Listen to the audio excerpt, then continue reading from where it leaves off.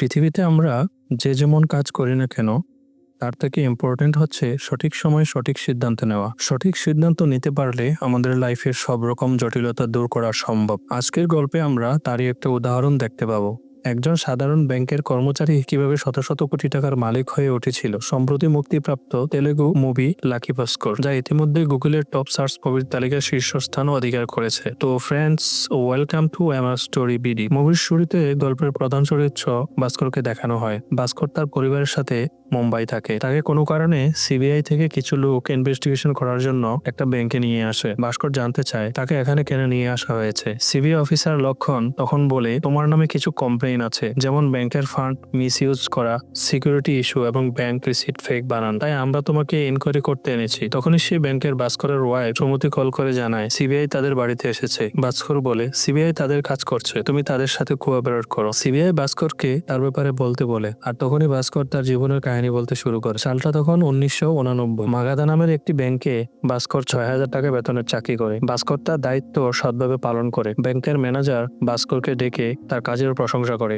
তাকে জানায় সামনে এভাবেই আরো ভালো কাজ করতে। 1 মাসের মধ্যেই ব্যাংকের অ্যাসিস্ট্যান্ট রিটায়ার্ড হবে। ভাস্করের ইচ্ছে সেই চেয়ারে যেন সে বসতে পারে, আর এই কারণেই সে সমস্ত কাজ খুবই মনোযোগ দিয়ে করে। এই সময় কম্পিউটারের ব্যবহার তেমন ছিল না, তার জন্যই তারা ব্যাংকের সমস্ত কাজকর্ম খাতাতেই করে। আর প্রত্যেক মাসের শেষে একদিন মাসের সমস্ত ডিটেলস কম্পিউটারে এন্ট্রি করা হতো। লাস্ট 3 বছর ধরে ভাস্কর ব্যাংকের বেস্ট এমপ্লয়ি হয়ে এসেছে, আর এজন্যই তার নিজের উপর খুবই গর্ববোধ হয়। ব্যাংকে মারুতি 8000 মডেলের একটা কারও রয়েছে। কেউ একজন ব্যাংক থেকে লোন নিয়ে গাড়িটি নিয়েছিল, কিন্তু লোন পরিশোধ করতে না পারায় ব্যাংক সেই গাড়িটিকে 6 মাস ধরে জব্দ করে রেখেছে। আর এই গাড়িটি কিনে নেওয়াই ভাস্করের একটা স্বপ্ন। এই ব্যাংকে ভাস্করের সাম্বা নামের একজন বন্ধু রয়েছে। তারা একই স্কুলে পড়াশোনা করত। মাধ্যমিক পাশ করার পর ভাস্কর ব্যাংকের চাকরি পায়। সাম্বা ফেল করে ব্যাংকের পিয়নের চাকরি পায়। ভাস্কর এত অল্প টাকায় সংসার চালাতে না পেরে সে পাশাপাশি সাইড বিজনেসও করে। ব্যাংকে অনেকেই ফর্ম ফিল আপ করতে পারে না, আর ভাস্কর পাশের ক্যাফেতে বসে সেই সমস্ত লোকের ফর্ম ফিল আপ করে দেয়, আর বিনিময়ে তাদের থেকে কিছু টাকা নিয়ে থাকে। একদিন ব্যাংকে ভাস্করের কাছে অ্যান্টনি নামের একজন লোক লোন নিতে আসে।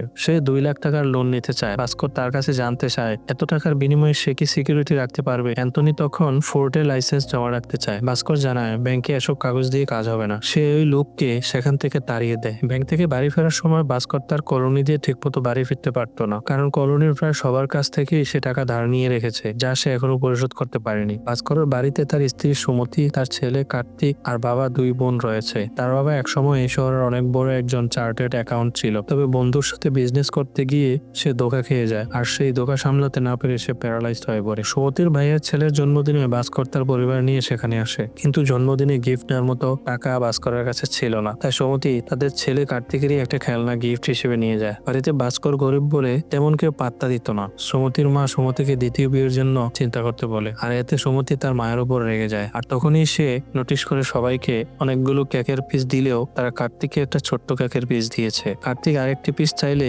সুমতির বৌদি বলে, তোমার জন্য এতটুকুই ঠিক আছে। সুমতি এসব সহ্য করতে না পেরে ভাস্কর আর কার্তিককে নিয়ে সাথে সাথে বাড়ি থেকে বের হয়ে পড়ে। তবে কার্তিকের খুব খিদে পেয়েছে, তাই জন্যই তারা রাস্তায় একটি দোকান থেকে কিছু খেতে আসে। তবে 3 জনের জন্য যথেষ্ট খাবার কেনারও পয়সা তার পকেটে নেই। তবুও ওই দোকানদার বুঝতে পেরে তাকে কম পয়সাতেই 3 জনের খাবার দিয়ে দেয়। সুমতি তার পরিবারের ব্যবহারে কষ্টে ভীষণ কান্না করতে থাকে। সে ভাস্করকে বলে, তুমি আমাকে লোন নিয়ে একটা খাবারের দোকান করে দাও, আমি টাকা ইনকাম করব, আমার আর কোনো অভাব থাকবে না। ভাস্কর সুমতিকে জানায় তার সামনে প্রমোশন হবে, তখন তাদের আর কোনো অভাব থাকবে না। আর অলরেডি তার একটা লোন চলছে, সেটা শোধ না করা পর্যন্ত ব্যাংক তাকে কোনো লোন দিবে না। সে সুমতিকে শান্ত করে তার রাগ ভাঙিয়ে সে খাবারটা ভাগ করে খায়। পরদিন আবার অ্যান্টনি আসে ভাস্করের কাছ থেকে লোন নিতে। অ্যান্টনি তখন জানায় সে মালয়েশিয়া থেকে 30টি টিভি আনিয়েছে। সে তার জন্য 50,000 টাকা অ্যাডভান্স করেছিল, বাকি 2 লাখ টাকা ডেলিভারি হওয়ার সময় দেওয়ার কথা, কিন্তু যার কাছ থেকে টাকা ধার নিবে সে বলেছিল সেই লোক তাকে এখন টাকা দিতে পারছে না। সে জানায়, আমি মাল বিক্রি করে সমস্ত টাকা দিয়ে দিতে পারবো, কিন্তু আমার তার আগে মালগুলোকে হাতে পেতে হবে। আর শিপের ক্যাপ্টেন আমাকে জানিয়েছে আমি টাকা না দিলে 2 দিনের মধ্যে সে আমার মালগুলো নিলামে তুলে দেবে। ভাস্কর বলে, কিন্তু আমি এ ব্যাপারে কিচ্ছু করতে পারবো না, ব্যাংকের কিছু নিয়ম আছে। সাম্বা তখন ভাস্করকে বুদ্ধি দেয়। ভাস্করকে বলে, সুমতির ভাই অর্থাৎ অবস্থা তার শালার কাছ থেকে 2 লাখ টাকা ধার চেয়ে দেখতে। তার বিনিময়ে অ্যান্টনির কাছ থেকে তারা কিছু লাভ নিয়ে নেবে। ভাস্কর জানে সুমতির বাড়ি থেকে কখনোই টাকা ধার দেবেন। পরদিন ব্যাংকে আসার সময় আর একজন সবার সামনে ভাস্করের কাছে টাকা চায়। লোকটি ভাস্করের থেকে তার ওয়ালেট নিয়ে দেখে সেখানে একটা পয়সাও নেই। সে চিৎকার চেঁচামেচি করে পাড়ার সমস্ত লোকের সামনে তাকে যাচ্ছে তাই করে ছোট করতে থাকে। লোকটি জোরাজুরি করে ভাস্করের স্কুটির চাবির জন্য। ভাস্কর সেটা দিতে না চাইলে লোকটি ভাস্করের পকেট ছিঁড়ে ফেলে, সেখান থেকে তার স্কুটির চাবিটা নিয়ে নেয়। এতগুলো লোকের সামনে এভাবে অপমানিত হয়ে ভাস্কর ভীষণ লজ্জিত বোধ করে। স্কুটি না থাকায় সে সারা রাস্তা দৌড়ে দৌড়ে আসে ব্যাংকে। আর ব্যাংকে এসে সে যেটা দেখতে পায় সেটার জন্য একদমই প্রস্তুত ছিল না। দেখতে পায় যেখানে তার প্রমোশন হওয়ার কথা ছিল সেখানে ব্যাংকের অন্য আরেকজন কর্মচারীর প্রমোশন হয়েছে। সে পুরোপুরি ভেঙে পড়ে। সাম্বা একটা লেটার নিয়ে এসে ভাস্করকে জানায় যে ম্যানেজার সারাক্ষণ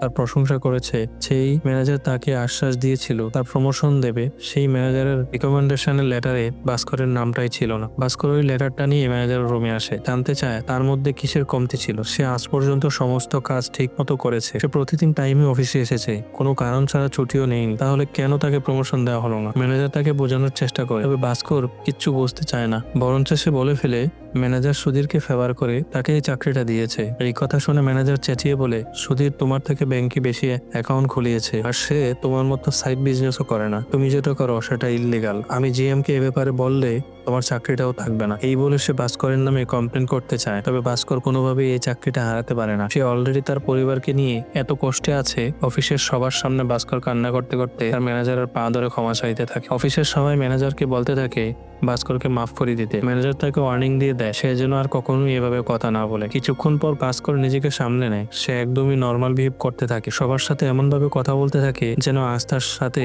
কোনো কিছুই ঘটেনি। তারপর ভাস্কর আর সাম্বা ক্যাফেতে চা খেতে আসে। কিছুক্ষণ পর সেখানেই এসে উপস্থিত হয় অ্যান্টনি। ভাস্কর প্রতিবারের মতো এবার আর তাকে চলে যেতে বলে না, বরঞ্চ তাকে সেখানে বসতে বলে। তার কাছ থেকে সমস্ত ডিটেলস জানতে চায়। অ্যান্টনি জানায় ইন্ডিয়াতে আজকাল ইলেকট্রনিক জিনিস যেমন সনি, প্যানাসোনিক এসব ব্র্যান্ডের খুবই ডিমান্ড। ইন্ডিয়াতে এই সমস্ত ব্র্যান্ডের টিভি 40,000 টাকা দিয়ে বিক্রি হয়, কিন্তু সেই একই টিভি মালয়েশিয়া, সিঙ্গাপুর, আরবি দেশগুলিতে 12,000 টাকা দিয়েই পাওয়া যায়। আর বড় অর্ডার হলে 8 থেকে 9,000 টাকার মধ্যে পাওয়া যায়। সাম্বা তখন জানতে চায় ইন্ডিয়াতে এত দাম কেন? অ্যান্টনি বলে গভর্নমেন্টকে বিভিন্ন ধরনের ট্যাক্স দিতে হয়, তাই এজন্যই দামটা বেড়ে যায়। আর অ্যান্টনি এমনই 30টা টিভি ইল্লিগাল ওয়েতে এখানে এনেছে। তার একজন পরিচিত কাস্টম অফিসারের সাথে ডিল করে। এরপর ভাস্কর তার সুটকেস থেকে 2 লাখ টাকা বের করে অ্যান্টনিকে দিয়ে বলে, আপনি যা টাকা ইনকাম করবেন তার 20% আমাদের। অ্যান্টনি সাথে সাথে রাজি হয়ে যায়। সাম্বা জানতে চায় এতগুলো টাকা ভাস্কর ম্যানেজ করলো কিভাবে। ভাস্কর তখন জানায় সে যখন ব্যাংকের লকারে টাকা রাখতে গিয়েছিল তখনই 2 লাখ টাকা সেখান থেকে সরিয়ে নিয়েছিল। সাম্বা বলে সে এতদিন সৎভাবে চাকরি করেছিল,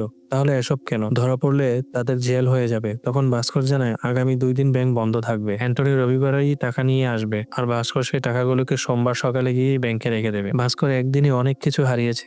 যদি ভাগ্য সহায় হয় তাহলে সে তার পরিবারকে ভালো রাখতে পারবে। সে তার পরিবারকে ভালো রাখতে চায়। ভাস্কর অ্যান্টনির হাতে 2 লাখ টাকা দিয়ে সাম্বা আর অ্যান্টনিকে পাঠিয়ে দেয় কোর্টে সেই টিভিগুলিকে নিয়ে আসার জন্য। আর এদিকে সে বাড়ি ফিরে এসে দেখতে পায় সুমতি বাইরে অপেক্ষা করছে। তবে সে সুমতিকে জানায় তার প্রমোশনটা অন্য আরেকজন পেয়ে গেছে। এইভাবেই সে আর কোনো কথা না বলে ঘরে চলে যায়। রাতে ভাস্কর অ্যান্টনি আর সাম্বার জন্য অপেক্ষা করতে থাকে। সারাদিন ওয়েট করে রাত হয়ে যায়। ভাস্কর অনেক কিছু চিন্তা করছে। তারা সময় মতো পৌঁছাতে পেরেছিল তো অ্যান্টনি তাকে ধোঁকা দিয়ে দিবে না তো। মাঝরাতে সুমতি ভাস্করকে ডেকে তুলে। ভাস্কর এসে দেখে সাম্বা এসেছে। শুধুমাত্র সাম্বাকে একা দেখতে পেয়ে ভাস্কর চিন্তায় পড়ে যায়। তখন অ্যান্টনি হাসিমুখে টাকা নিয়ে সেখানে আসে। অ্যান্টনি জানায় তারা 1.5 লাখ টাকা প্রফিট করেছে। সে ভাস্করকে 2 লাখ টাকা ফিরিয়ে দিয়ে সাথে আরো 20% 50,000 টাকা দেয়। অ্যান্টনি ভাস্করকে তার উপর ভরসা করার জন্য ধন্যবাদ জানায়। তবে ভাস্কর সে অ্যান্টনিকে জড়িয়ে ধরে তার কথা রাখার জন্য তাকে ধন্যবাদ জানায়। এরপর 25,000 টাকা সাম্বাকে দিয়ে বাকি 25,000 টাকা নিয়ে ভাস্কর প্রথমেই চলে যায় তার স্কুটি আনতে। পরের দিন সোমবার অফিসে কেউ আসার আগেই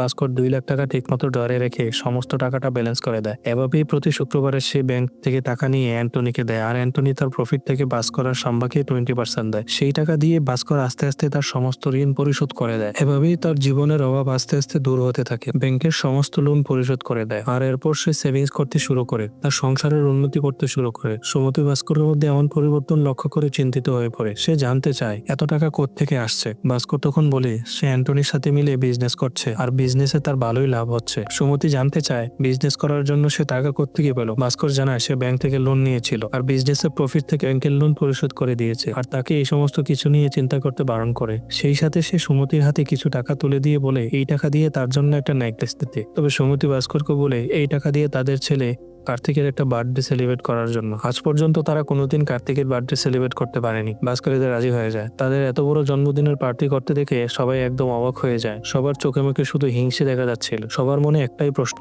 এত টাকা কোথা থেকে এসেছে? তবে ভাস্কর তাদের নানা রকমের গল্প শুনিয়ে দেয়। সেই পার্টিতেই অ্যান্টনি জানায় অ্যান্টনি তার ছেলের সাথে আমেরিকা সেটেল হবে, কিন্তু সে যা টাকা কামিয়েছিল সব তার ছেলের পড়াশোনায় শেষ হয়ে গেছে। এখন খালি হাতে আমেরিকায় গিয়ে তার ছেলের জন্য বোঝা হতে চাচ্ছে না। অ্যান্টনি জানায় সে একটা বড় ডিল পেয়েছে। দুবাই থেকে 3টি ইম্পোর্টেড কার আসবে। তাদের কাছে 10 লাখ টাকা হলে তারা এই ডিল থেকে বড় অঙ্কের টাকা প্রফিট করতে পারবে। আর এইবার যা প্রফিট হবে 3জন সমান ভাগে ভাগ করে নেবে। অ্যান্টনি এটাও জানায় এটাই তার লাস্ট ডিল হতে যাচ্ছে। তবে 10 লাখ টাকা ব্যাংক থেকে বের করা খুব বড় রকমের রিস্ক। ভাস্কর জানায় সে ভেবে দেখবে। এই ব্যাপারে রমি আসতেই ভাস্করকে কার্তিক জড়িয়ে ধরে বলে আজকে সে অনেক হ্যাপি। সে কান্না করতে করতে বলে আমার বন্ধুরা সবসময় আমাকে বলতো আমি তাদের পার্টিতে ফ্রিতে কেক খেতে যাই, বিনিময়ে আমি কোনোদিন তাদের আমার জন্মদিনে নিমন্ত্রণ করি না। আজকের পর থেকে কেউ আমাকে আর এসব বলতে পারবে না। আমি সবার জন্মদিনে একটা টি শার্ট পরেই যেতাম, তার জন্য অনেক কথা শুনতে হতো। আর আজ সবাই আমার দিকে তাকিয়েছিল, আমার পোশাক দেখে সবাই অবাক হয়েছিল। কার্তিক তার বাবা মাকে প্রমিস করে সে আজকের পর থেকে কখনো তাদের অবাধ্য হবে না। তারা যা বলবে সে সবকিছু শুনবে। ভাস্কর তার ছেলের এই খুশি দেখে ডিসাইড করে সে তার পরিবারকে অভাবের মুখ আর কখনো দেখাবে না। সে অ্যান্টনিকে কল করে জানায় টাকা ম্যানেজ হয়ে যাবে। এইবার এতগুলো টাকা ম্যানেজ করা তার জন্য একটু ডিফিকাল্ট হয়ে গিয়েছিল। এদিকে বল্ট ম্যানেজার প্রতিদিন একটু তাড়াতাড়ি বাড়ি চলে গেলেও আজ তাড়াতাড়ি বাড়ি ফিরছে না। আর এজন্যই সে সাম্বার সাহায্য নেয়। সাম্বা বল্ট ম্যানেজারকে কল করে বিভিন্ন রকমের কথা বলে তাকে ব্যস্ত রাখে। আর সেই সুযোগে ভাস্কর বল্টের থেকে 10 লাখ টাকা তার ব্রিফকেসে ঢুকিয়ে নেয়। এভাবেই টাকা বের করে এনে ভাস্কর সমস্ত টাকা অ্যান্টনিকে দেয়। তবে জানতে পারে তাদের যে ডিলার ছিল তাকে পুলিশ অ্যারেস্ট করেছে, তার জন্যই তাদের ডিলটা ক্যান্সেল করতে হয়েছে। তারা সকলেই চিন্তায় পড়ে যায়। 10 লাখ টাকা একদিনের মধ্যে তাদেরকে জোগাড় করতে হবে। এরপর সে অ্যান্টনিকে বলে 3টি গাড়ি কেনার মতো আর কোনো ডিলার কি এখানে নেই? অ্যান্টনি সব জায়গায় খোঁজ লাগায় আর জানতে পারে গোয়াতে একজন বায়ার রয়েছে যে এই 3টি ইম্পোর্টেড গাড়ি কিনে নেবে। তবে এই গাড়িগুলোকে ইললিগালি বাড়াতে আনা হয়েছে। এগুলোকে গোয়ায় নিয়ে যাওয়া খুবই রিস্ক হয়ে যাবে। এ কারণে ভাস্কর একটা প্ল্যান করে। তারা গাড়িগুলোতে ফেক সরকারি নম্বর প্লেট লাগিয়ে দেয় যেন কারো সন্দেহ না হয়। কিন্তু সাম্বার কাছে গাড়ির লাইসেন্স না থাকায় পুলিশ তাকে আটকে দেয়। ভাস্কর তখন এসে পুলিশকে বলে গাড়িতে ভিআইপি রয়েছে। আসলে 3জন ভিক্ষুককে ভাস্কর প্ল্যান করে মন্ত্রী বানিয়ে নিয়ে এসেছে যেন পুলিশদের কোনো সন্দেহ না হয়। আর সাথে একজন বার্ড ড্যান্সারকে মডেল সাজিয়ে নিয়ে এসেছে। পুলিশ এই সবকিছু দেখে ভয় পেয়ে তাদের কাছে ক্ষমা চেয়ে নেয়। এই ঘটনার পর গোয়াতে তাদের আর কোনো পুলিশ আটকায়নি। তারা 3টি ইম্পোর্টেন্ট গাড়ি সেল করে পুরো 20 লাখ টাকা প্রফিট করে। ভাস্কর সেই বার্ড ড্যান্সার আর বিক্ষোভদের অনেকগুলো টাকা দেয় তাদের কাজের জন্য। অ্যান্টনি কাজ শেষ করে আমেরিকা চলে আসে। যাওয়ার আগে সে বলে যায় যখনই তার কোনো প্রয়োজন পড়বে ভাস্কর যেন তার সাথে অবশ্যই কন্ট্যাক্ট করে। পরের দিন ভাস্কর সুটকেসের টাকা রেখে তার উপর কিছু কাপড় ঢুকিয়ে নেয়।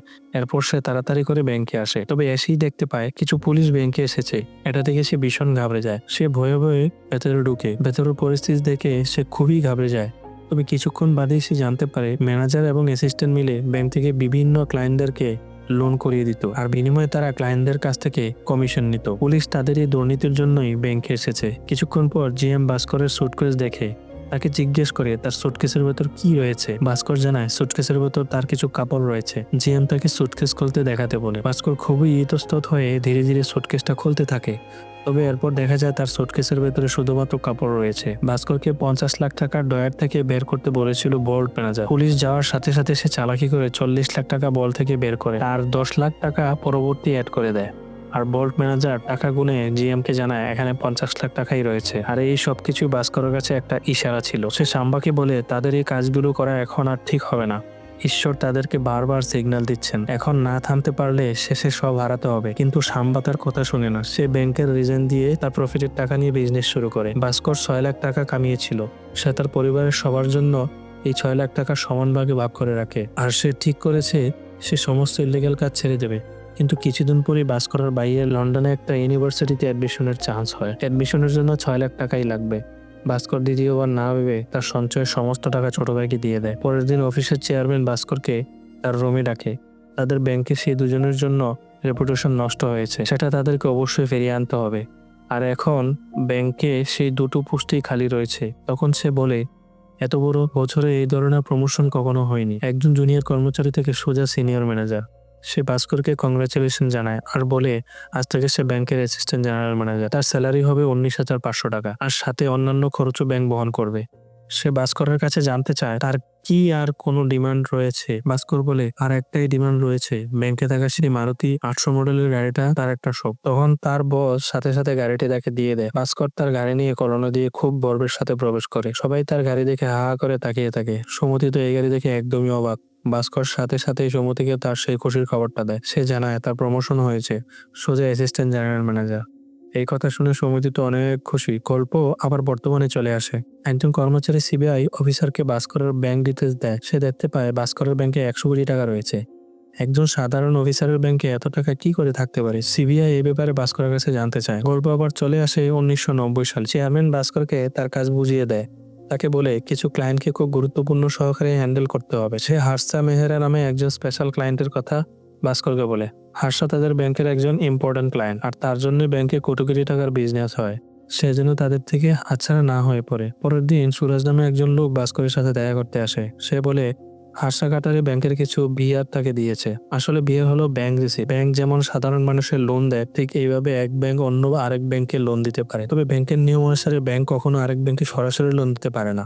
এজন্য তাদের একজন মিডিয়ামের প্রয়োজন, আর সেই মিডিয়ামটাই হলো হার্ষা মেহরা। যেমন মাগাদা ব্যাংক কাটারি ব্যাংকে কিছু লোন দিতে চাইলে সেই লোন তারা কাটারি ব্যাংকের নামে দিতে পারবে না, আর এজন্যই তারা সেই লোনটা হবে হার্ষা মেহরাকে, আর হার্ষা মেহরা ওই টাকা দিয়ে কাটারি ব্যাংকে জমা করে। আর এই কাজের জন্য হার্ষা মেহরা 1% কমিশন নিয়ে থাকে। ভাস্কর ব্যাংক রিসিট দেখে সেখানে সই করে দেয়, আর সুরাজকে বলে দেয় 2 সপ্তাহের মধ্যে লোন পরিশোধ করতে। সুরাজ ভাস্করকে বলে সবসময় এই 2 সপ্তাহের মধ্যে লোন পরিশোধ করা সম্ভব হয় না, মাঝে মধ্যে 1-2 দিন দেরি হয়ে যায়। এই বলে সে ভাস্করকে একটা ঘড়ি উপহার দিতে চায়। তবে ভাস্কর সে ঘড়িটি ফিরিয়ে দিয়ে বলে 2 সপ্তাহের মধ্যে লোন পরিশোধ করতে হবে।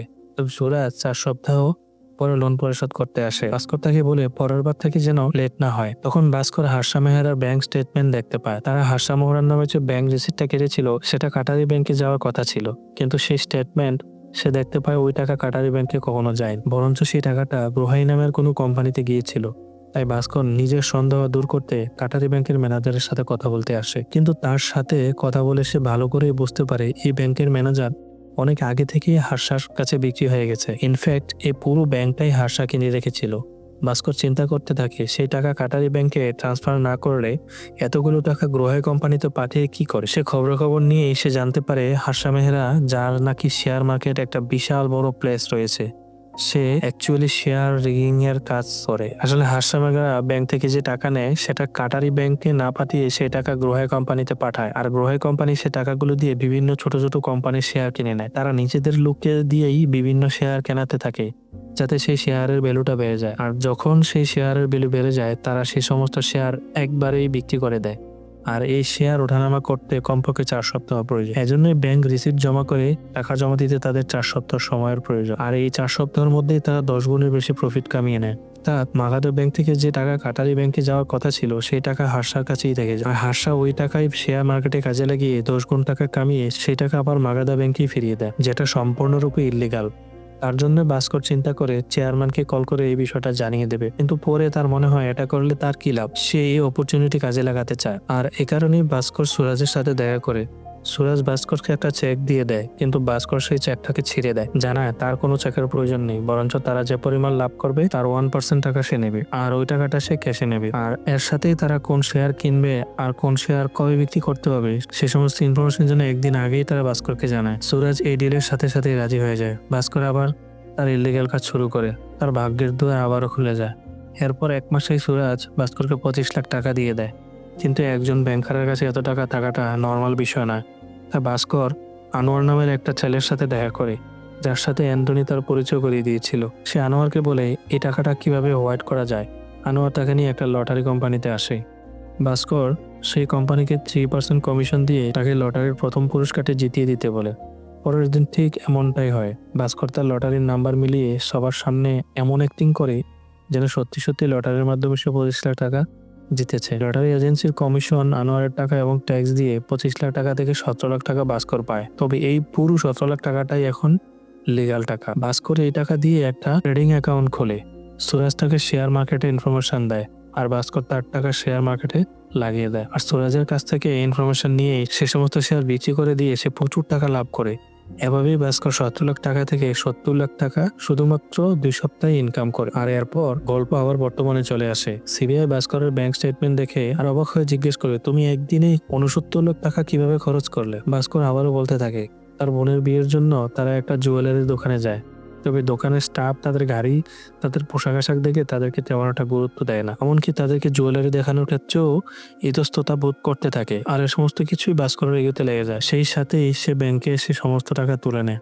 এরপর তারা খুবই এক্সপেন্সিভ জামা কাপড় কেনে। সেই জামা কাপড় পরে তারা চলে যায় গাড়ি কিনতে। আর একটা দামি গাড়ি কিনে সেই গাড়িতে করে একদম ভিআইপিদের মতো করে জুয়েলারির দোকানে আবার এন্ট্রি নেয়। এবার স্টাফদের মুখ যেন একদম বন্ধ হয়ে যায়। সবাই তাদের খুব রেসপেক্ট করে। সেই কাউন্টারের সমস্ত জুয়েলারি কিনে নেয়।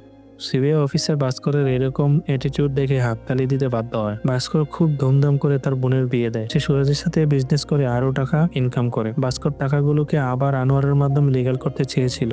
তবে আনোয়ার জানায় 3 মাসের মধ্যে 2বার লটারি জিতলে ইনকাম ট্যাক্স প্রবলেম করবে। আনোয়ার তাকে তখন আরেকটা প্ল্যান দেয়। তারা যদি টাকাগুলো দেশের বাইরে পাঠাতে পারে তাহলে খুব সহজেই এই সমস্ত টাকা তারা আবার হোয়াইট মানিতে পরিণত করতে পারবে। তবে সেই ইললিগ্যাল টাকা লিগ্যাল করার জন্য তাদের একটা বিজনেস খুলতে হবে, একটা প্রাইভেট লিমিটেড কোম্পানি খুলতে হবে, যাতে করে তারা বিদেশে মাল বিক্রি করার বিজনেস দেখিয়ে সেই সমস্ত টাকা আবার দেশে নিয়ে আসতে পারে। আর যেহেতু সুমতি অনেকদিন থেকেই হোমমেড ফুডের বিজনেস করতে চায়, তাই ভাস্কর সুমতিকেই হোমমেড ফুডের বিজনেস খুলে দেয় আর আনোয়ারকে সেই দোকানের অ্যাকাউন্টেন্ট হিসেবে রেখে দেয়। আনোয়ার সেই ফুডের দোকানে প্রতিনিয়ত ফেক বিল বানাতে থাকে আর সবাইকে এটা জানায় এই দোকান থেকে তার প্রফিট হচ্ছে। এদিকে সুমতি দেখতে পায় ভাস্কর দিন দিন খুব রুড হয়ে যাচ্ছে। টাকার নেশায় ভাস্করের মধ্যে অনেক ইগো জমতে থাকে। সে গরিব মানুষদের যেন মানুষই মনে করে না, সবসময় টাকার গরম দেখাতে শুরু করে। একদিন ভাস্করের গাড়ির সাথে কলোনির একজন স্কুটির ধাক্কা লাগে। এটা সেই ব্যক্তি যে বাজারের মাঝখানে ভাস্করকে অপমান করেছিল, তার পকেট ছিঁড়ে ফেলে তার স্কুটির চাবি নিয়ে গিয়েছিল। আর এজন্যই ভাস্কর তার উপর বেশি রেগে যায়। সে রেগে লোকটির স্কুটিটিকে ভেঙে ফেলে, যেন সেই কলোনির রাস্তা শুধু তার ব্যবহারের জন্য। সুমতি সব দেখে খুব কষ্ট পায়। তাদের মধ্যে আস্তে আস্তে দূরত্ব বাড়তে থাকে। সুমতি এই ভাস্করকে আর চায় না। সে চায় সে পুরনো সাদামাটা ভাস্করই যেন আবার ফিরে আসে। একদিন কাটারি ব্যাংকের সেই ম্যানেজার ভাস্করের সাথে দেখা করতে আসে। তখন ভাস্কর তাকে জানায় কাটারি ব্যাংকে এখন পর্যন্ত 90 কোটি টাকা লোন রয়েছে আর এই সবকিছু ম্যানেজ করতেই তাকে হিমশিম খেতে হয়। এই কথাটা শোনার পর ম্যানেজার যেন আকাশ থেকে পড়ে। সে ভাস্করের কাছ থেকে লোনের স্টেটমেন্ট চেক করে বলে এই ব্যাংক রিসিটগুলোতে যে সাইন রয়েছে সেটা তার সাইন নয়। সে সর্বোচ্চ 90 কোটি টাকার সাইন করেছে। হার্সাব ব্যাংক রিসিটে তার সাইন নকল করেছে। এইসব কথা বাইরে প্রকাশ করলে শেয়ার মার্কেটে কোলাপস হয়ে যাবে, ইন্ডিয়ার ইকোনমি নিচে নেমে যাবে। আর এইসব টেনশনে লোকটি স্ট্রোক করে বসে। ভাস্কর তাকে সাথে সাথে হসপিটালে নিয়ে যায়, কিন্তু সে ম্যানেজারকে বাঁচাতে পারে না। সে সুরাজের কাছে জানতে চায় সে কেন ফেক সাইন বানিয়ে এতগুলো লোন নিয়েছে। সুরাজ জানায় হার্ষা মেহরা সব সামলে নেবে। ভাস্কর প্রচুর টেনশনে পড়া যায়। সে বুঝতে পারছে না এই সমস্ত ফেক ব্যাংক রিসিট সে কি করে মেলাবে। হার্ষা মেহরা ব্যাংকের থেকে যে 90 কোটি টাকার লোন নিয়েছে সেটা যদি সে শোধ না করে তাহলে তার কি হবে। এদিকে সুমতির ভাই বিজনেসের লস খেয়েছে। সুমতির মা তাকে টাকা দিয়ে সাহায্য করতে বলে। সুমতি জানায় এটা ভাস্করের টাকা, সে যা চায় তাই হবে। সুমতির মা রেগে গিয়ে বলে টাকা হওয়াতেই তাদের অহংকার বেড়ে গেছে। আমার দেওয়া হোমমেড ফুডের বিজনেস আইডিয়া থেকেই সে এত টাকা ইনকাম করছে। সুমতি খুবই রেগে যায়। সে বাড়ি এসে দোকানের সবকিছু ভেঙে ফেলে। কান্না করতে করতে ভাস্করকে বলে আমি আমার পুরনো পরিবারকে ফিরে পেতে চাই। আমার এত টাকা পয়সা কিচ্ছু লাগবে না, আমি শুধু চাই আমার পুরনো ভাস্করকে। এইসব ঝামেলা শুনতে পেরে ভাস্করের বাবা তাকে রুমে ডাকে। সে ফেক বিলগুলি দেখিয়ে তার মানে জানতে চায়। ভাস্কর বাবাকে অনেক উল্টাপাল্টা বোঝানোর চেষ্টা করে, তবে তার বাবা বলে আমি একসময় এই শহরের টপ চার্টার্ড অ্যাকাউন্ট ছিলাম, তাই আমাকে মিথ্যে বলতে এসো না। আমি জানি তুমি যা করছো তা খুবই ভয়ঙ্কর। তুমি এই বিজনেসের আড়ালে মানি লন্ডারিং চালাচ্ছ। টাকা কামানো এখন তোমার নেশা হয়ে গেছে। এই সবকিছু সুমতি শুনতে পায়। সে বুঝতে পারে এতদিন ভাস্কর যে টাকা ইনকাম করেছে তার সবটাই ইলিগাল। এমনকি সুমতিকে যে বিজনেসটাও খুলে দিয়েছে সেটা শুধুমাত্র তার সেই কালো টাকাটা সাদা করার জন্য। তাদের মধ্যে দূরত্ব অনেক বেড়ে যায়। এদিকে ভাস্কর খুব চিন্তায় পড়ে যায়। সে বুঝতে পারছে না সে কি করে ব্যাংকে সমস্ত ঝামেলা মেটাবে। তাই ধীরে ধীরে সে সবকিছু ছেড়ে দিতে থাকে। সে তার জমানো টাকা থেকে তার বাইকে লন্ডনে বাড়ি কিনতে বলে। তার বোনকে 2টি ফ্ল্যাট কিনে দেয় আর কিছু টাকা সুমতির বাইকে দিয়ে নতুন করে বিজনেস করতে বলে। আর এটাও বলে দেয় এই টাকা তাকে আর ফেরত দিতে হবে না। এর বিনিময়ে সে যেন সাম্বাকে তার বিজনেস পার্টনার বানিয়ে নেয়। সে তার আশেপাশে সবাইকে সব রকম সাহায্য করতে থাকে। এভাবেই সে তার সমস্ত ভুলগুলোকে শোধরানোর চেষ্টা করে। আর ভাস্করের এই সমস্ত পরিবর্তন দেখে সুমতি এবং তার মধ্যে সম্পর্কটা আবার আগের মতো হয়ে যায়। সুরাজ আবারও বিয়ার নিয়ে ভাস্করের কাছে এলে ভাস্কর সেটা অ্যাপ্রুভ করে না, বরঞ্চ সেটাকে ছিঁড়ে ফেলে দেয় আর জানিয়ে দেয় সমস্ত লোন সেটেল না করা পর্যন্ত সে নতুন করে কোনো বিয়ার ইস্যু করবে না। এজন্যই সুরাজ জিএম এর কাছে ভাস্করের নামে কমপ্লেন করে। একজন পিয়নের সামনে জিএম ভাস্করকে কথা শোনালে ভাস্কর রেগে চাকরি থেকে রিজাইন করে দেয়। ব্যাংকের সবাই ভাস্করকে ভীষণ পছন্দ করত। তারা ভাস্করকে বোঝাতে থাকে চাকরি ছাড়তে না করে, কিন্তু ভাস্কর সেই সবার সামনে চাকরি ছেড়ে চলে আসে। আর তার দুদিন পরে অর্থাৎ আজ সকালে সিবিআই ভাস্করকে ধরে নিয়ে এসেছে। এই সবকিছু শুনেই সিবিআই ভাস্করকে বলে ভাস্কর তার সমস্ত ইলিগাল মানিকে লিগ্যাল করে নিয়েছে, আর এই সেই সমস্ত কিছুই করেছে খুবই বুদ্ধির সাথে। তার বিরুদ্ধে কোনো প্রমাণ নেই, এ কারণেই সিবিআই তাকে আটকাতে পারবে না। তবে সিবিআই চাইলে একটা কাজ করতে পারে, তারা ভাস্করের ব্যাংক স্টেটমেন্ট এবং সমিতির ওই কোম্পানির স্টেটমেন্ট সমস্ত কিছু ইডির কাছে দিতে পারে, আর দিয়ে বলতে পারে এই সব কিছুই খুবই সন্দেহজনক মনে হচ্ছে, এ কারণেই প্রয়োজন রয়েছে। ইডি তাদের সমস্ত অ্যাকাউন্ট ফ্রিজ করে দেবে, আর ভাস্কর যতই চেষ্টা করুক না কেন এই ইডির চক্কর থেকে সে আর বেরোতে পারবে না। তবে এই সিবিআই অফিসার বলে সে এটা করবে না। সে ভাস্করকে একটা অফার দেয়। সে ভাস্করকে বলে গ্রহে কোম্পানিতে 100 কোটি টাকার চেক বানাতে, আর সেই টাকাটাই হার্ষা আবার এই মাগাদা ব্যাংকে জমা করবে। এতে কারো কোনো সন্দেহ হবে না, আর ব্যাংক থেকে হার্ষা যে 100 কোটির লোন নিয়েছিল সেই লোনটাও শোধ হয়ে যাবে। ভাস্কর বুঝতে পারে এই সিবিআই আর সমস্ত কিছুই হচ্ছে শুধুমাত্র তার টাকার জন্য, অর্থাৎ এই সিবিআই অফিসাররাও এই সমস্ত স্ক্যামের সাথে জড়িত। সে কি করবে কিছু বুঝে ওঠার আগেই সেখানে এসে উপস্থিত হয় ব্যাংকের চেয়ারম্যান আর জিএম। তারা বুঝতে পারে চেয়ারম্যান, জিএম এবং সিবিআই তারা সবাই হার্ষার কাছে বিক্রি হয়ে আছে। তবে ভাস্করের কাছে ডিসিশন খুবই সাধারণ ছিল। সে তার ব্যাংকে থাকা সমস্ত টাকা হাসিমুখে চেকে সাইন করে দিয়ে দেয় পুরো হাই কোম্পানির নাম। পরের দিন সুরাজ চেক ভাঙাতে আসলে জানতে পারে ভাস্কর 10 দিন আগে ব্যাংক থেকে সব টাকা তুলে নিয়েছে, আর সাথে তার ব্যাংকের অ্যাকাউন্টটাও ডিএক্টিভ করে দিয়েছে। চেয়ারম্যান এবং সিবিআই এসব শোনার পর তো পুরো শকড হয়ে যায়। চেয়ারম্যান বলতে থাকে কিন্তু সিস্টেমে তো দেখাচ্ছে তার অ্যাকাউন্টে 100 কোটি টাকা রয়েছে। তখন ওই ব্যাংকের কর্মচারী জানায় মাসের শেষেই শুধুমাত্র কম্পিউটারে এন্ট্রি করা হয়, এর জন্য এখন পর্যন্ত সিস্টেমে ভাস্করের অ্যাকাউন্টটা দেখাচ্ছে, আর এটাও দেখাচ্ছে তার অ্যাকাউন্টে 100 কোটি টাকা রয়েছে। এটা শুনে চেয়ারম্যান সিবিআই পুরা শক। তারা ভাবতে থাকে ভাস্করকে এখন তারা কোথায় খুঁজে পাবে। তবে ততক্ষণে ভাস্কর তার পরিবারকে নিয়ে আমেরিকা চলে যাচ্ছে। আসলে এই প্ল্যানটা ভাস্করকে তার বাবাই দিয়েছিল। তার বাবা আগে থেকেই বুঝতে পারে কোনো একদিন এমন সিচুয়েশন আসতে পারে, তাই সে আগে থেকে ভাস্করকে সবকিছু বলে দেয়। ভাস্কর জানতে পারে তারা যদি আমেরিকাতে 1 কোটি টাকা ডোনেট করে তাহলেই তারা আমেরিকার সিটিজেনশিপ পেয়ে যাবে। সে এই পদ্ধতিতে আমেরিকার সিটিজেনশিপ নিয়ে নেয়। ভাস্কর তখন অ্যান্টনিকে ফোন করে, তখন অ্যান্টনি ভাস্করকে এ ব্যাপারে সমস্ত রকমের সাহায্য করে। অ্যান্টনি ভাস্করকে আমেরিকার একটা হোটেল কিনে দেয়। সিবিআই ভাস্করের বাড়িতে আসে, তবে সেখানে কাউকে দেখতে পায় না। ভাস্কর তার পুরো পরিবারের সাথে আমেরিকা চলে যায়, কিন্তু দেশ ছাড়ার আগে ভাস্কর একটা কাণ্ড ঘটে যায়। সে আরবিআই ডিপার্টমেন্টে ব্যাংকের চেয়ারম্যান, সিবিআই এবং জিএম এর সমস্ত দুর্নীতির কথা জানিয়ে দিয়ে আসে, আর এজন্যই আরবিআই থেকে মাগাদা ব্যাংকে ইনভেস্টিগেশন করার জন্য আসে। তাদের ব্যাংকের স্টেটমেন্ট থেকেই তারা সমস্ত ইলিগাল ঘটনা সম্পর্কে জানতে পারে, আর সাথে এটাও জানতে পারে হাসামেরা কিভাবে ফেক ব্যাংক রিসিপ্ট বানিয়ে ব্যাংকের টাকা শেয়ার মার্কেটকে মানিপুলেট করছে। অর্থাৎ হার্ষা মেহরার সাথে এই 3 জন ইলিগাল কাজে ইনভলভ ছিল। এভাবেই ভাস্কর তাদেরকে ফাঁসিয়ে নিজে ভিকটিম সেজে বেঁচে যায়। বর্তমানে ভাস্কর আমেরিকাতে তার হোটেলের বিজনেস শুরু করেছে। সে যেমন লাইফস্টাইল চেয়েছিল এখন সেভাবেই বাঁচতে পারছে।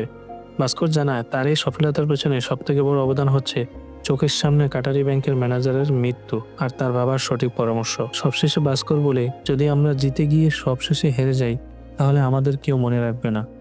যদি আমরা হারতে হারতে সবশেষে গিয়ে জিতে যাই তাহলে আমাদেরকে সকলে মনে রাখবে। আর আমি এই খেলায় হেরে গিয়ে জিতেছি, এটা একদম গ্যাম্বলিং এর মতো। আর ভাস্কর জানতো তাকে কোথায় থামতে হবে, এজন্যই সে তার লাইফে সফল হতে পেরেছে। তো ফ্রেন্ডস, এই ছিল আজকের গল্প। গল্পটি কেমন লাগলো তা অবশ্যই জানিও, আর ভালো লাগলে লাইক, কমেন্ট আর শেয়ার করে দিও। দেখা হবে পরের কোনো গল্পে। Till then, keep loving, by.